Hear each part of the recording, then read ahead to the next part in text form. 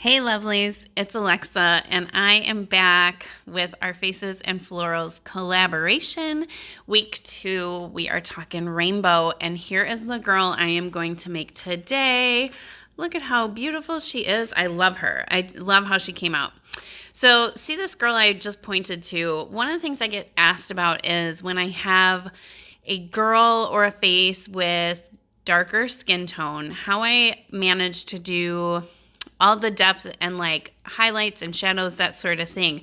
So I figured this was a great opportunity to show you kind of my process when I'm using darker skin tones and what I do to achieve that. So I figured I would show you my basic sketching again.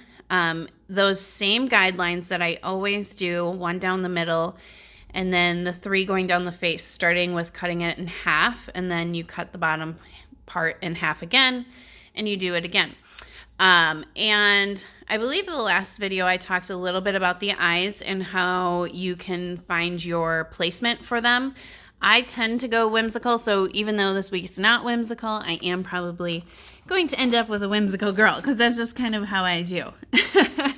But another thing you'll see here is I am going to walk through the shaping of your nose. So there's so many ways you can do noses and ways to hint at a nose, ways to draw the full thing, ways to use your shadows to create the bridge of the nose and stuff. But what you always want to think about is the ball of the nose. So you see I did sort of like an oval there in the middle and then 2 small circles on either side. Where those meet is going to be the nostrils. So you saw me just draw in those little bits of darker spot, and that becomes my nostril. I then erase sort of the middle section. I leave that top line and the outside lines, and then I firm them up a little bit, and that's how I create this little nose.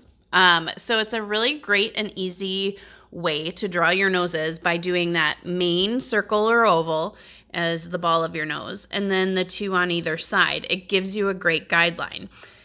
And now I'm going to create her mouth. And what I did was just did my simple line across the middle. And I like to mirror the little scoop of the underside of the nose in between the nostrils. I mirror that in the upper lip. So I just kind of follow the same line to create that swoop in the upper lip. And then I go from there.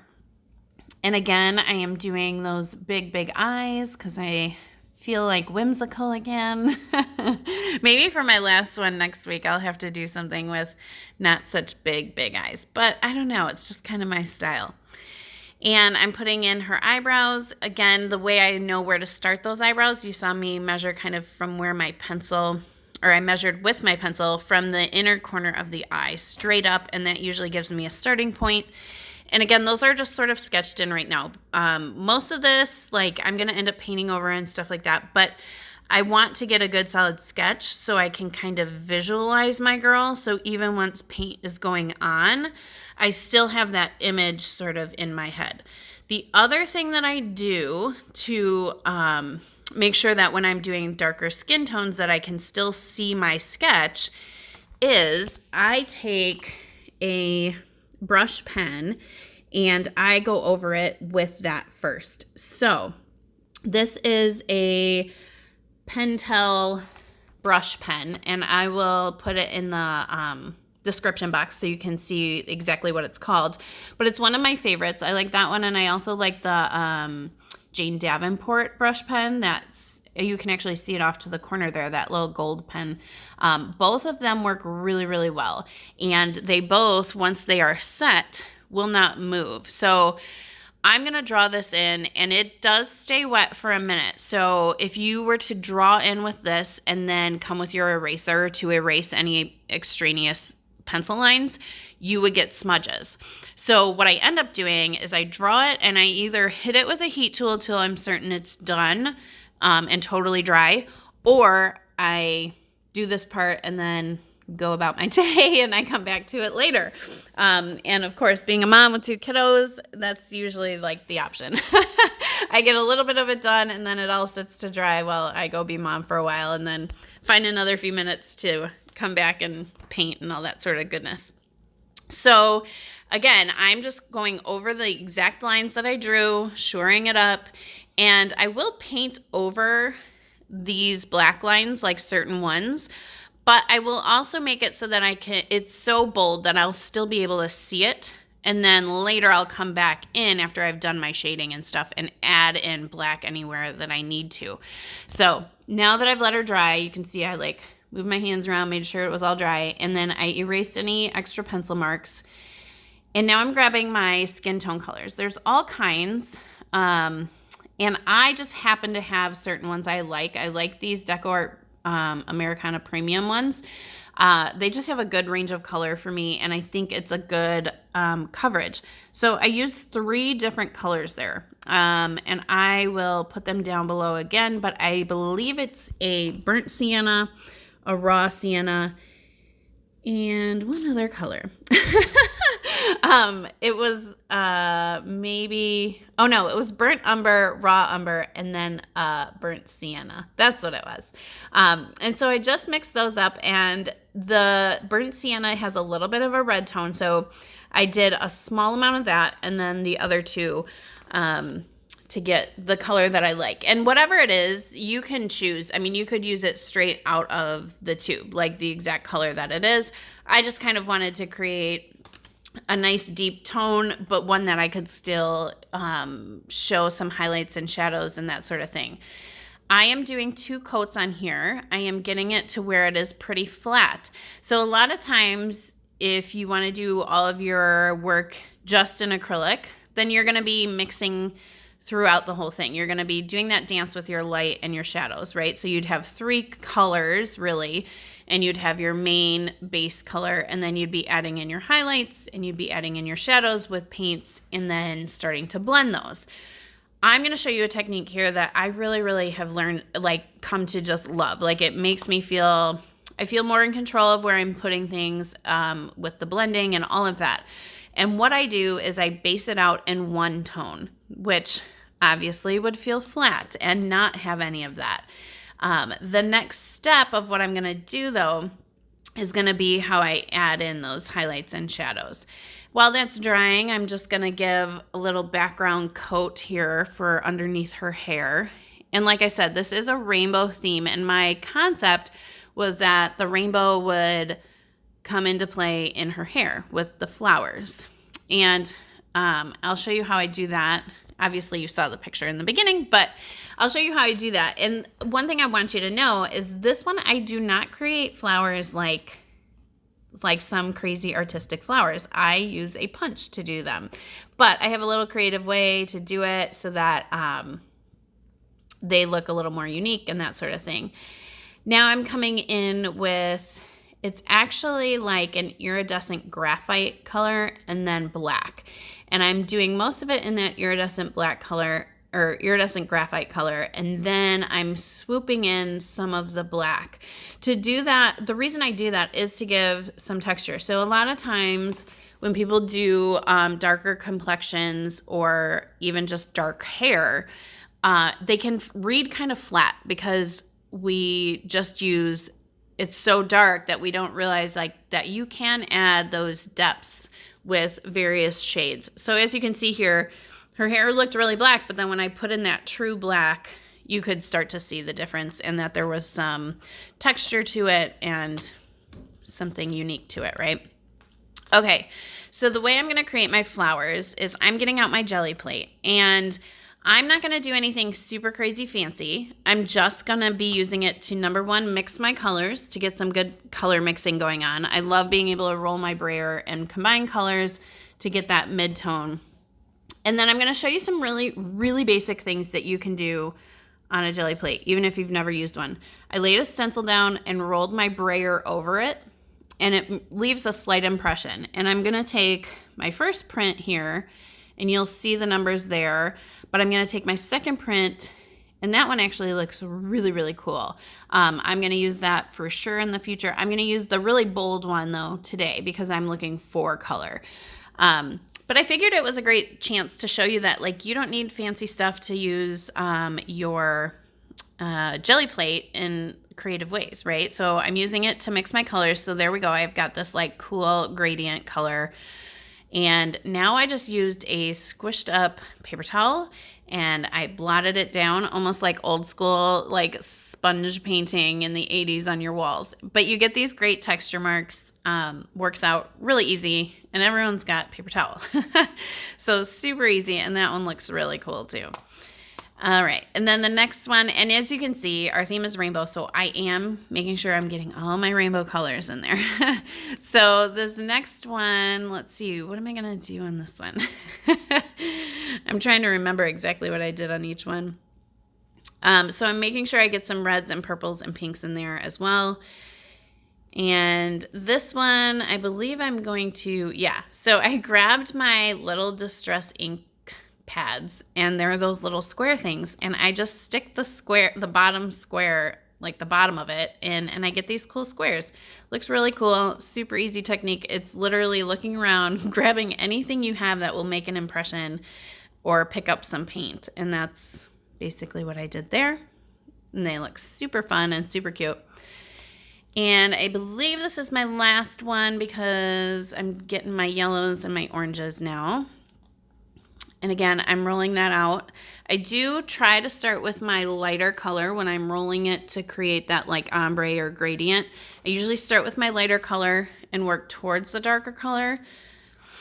Now I'm doing some masks. These are literally just pieces of scrap paper, and I laid them down and I brayered over it, and it just kind of picked up a little bit of paint, adds some interesting marks, some interesting texture. Looks really cool. And that's it, you guys. So now that I've made those pages, I'm going to set them off to the side to dry. And now my girl is totally dry.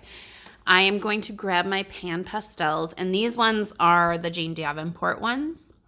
And this is how I achieve my shading and my highlights for the darker skin tones. I am coming in with a tone that is almost a match, but just slightly darker. To create those depths, right? The shadows, the furthest places from the light. And I'm imagining she's getting lit right from the front, like she's getting normal lighting right from the front. And what I'm doing is then I'm taking a lighter shade and I'm putting in those highlights, and I am blending it with this little, it comes with these little tools that are like eyeshadow applicators.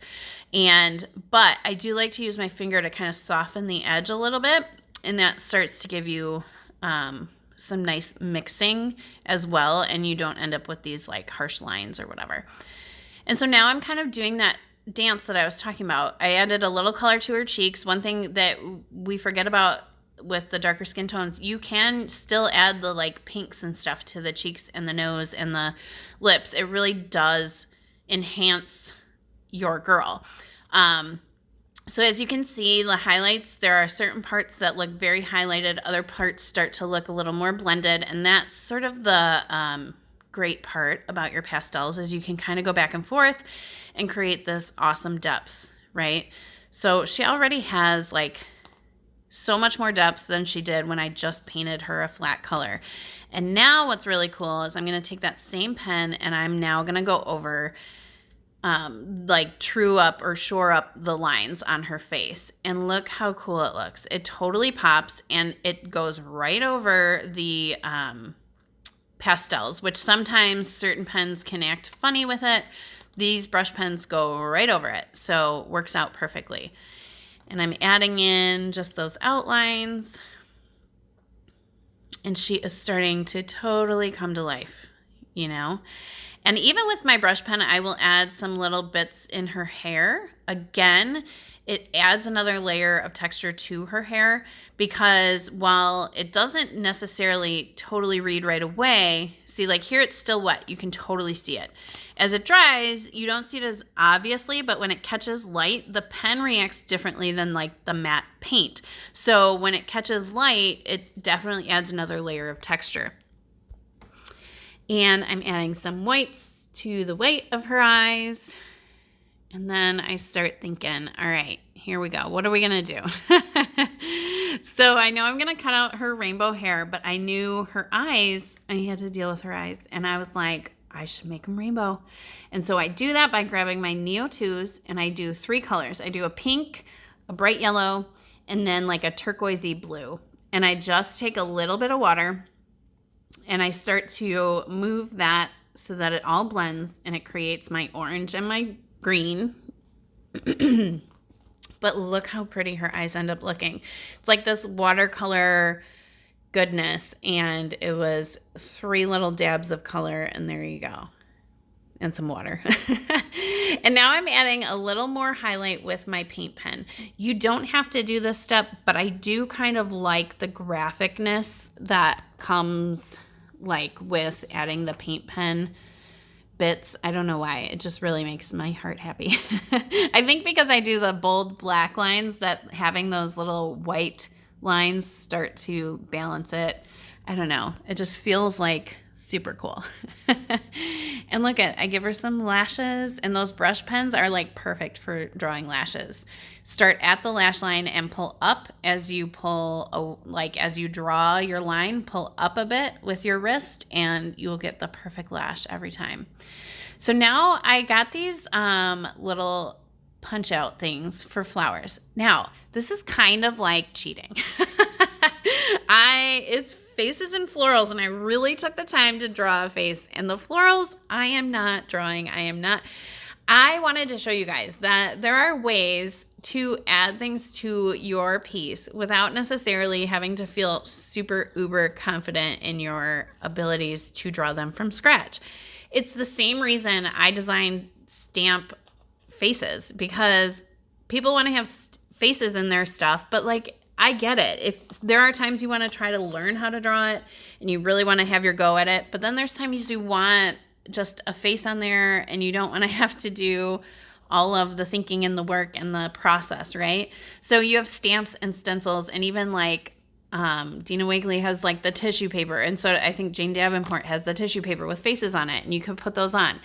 I want you to also remember that things like butterflies or flowers, all of that kind of stuff, you can do the same thing. So while it might be a little bit of a cop-out that I didn't draw my flowers, I just had this vision of like these graphic, again, because of like the style of her and just how I thought it would all come together, just this like graphic nature to her.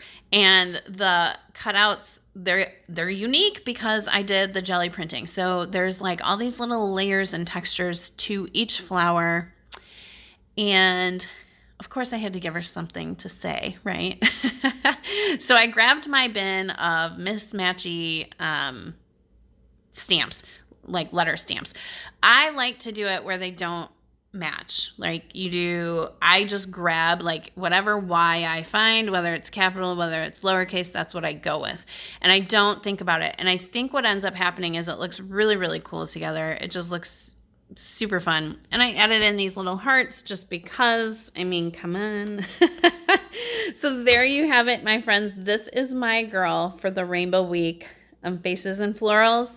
And I hope you guys will play along. If you do, tag us on social media, use our hashtag Faces and Florals 2020, and I cannot wait to see your rainbow creations. Thanks for watching.